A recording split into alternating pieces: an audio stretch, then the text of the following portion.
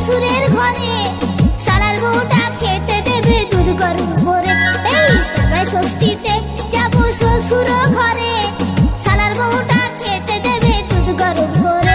এই বাড়িতে গিয়ে আমি বলবো দাদুকে, বিয়ে আমায় দিতে হবে সামনের সপ্তাহে, বিয়ে আমায় দিতে হবে সামনের সপ্তাহে।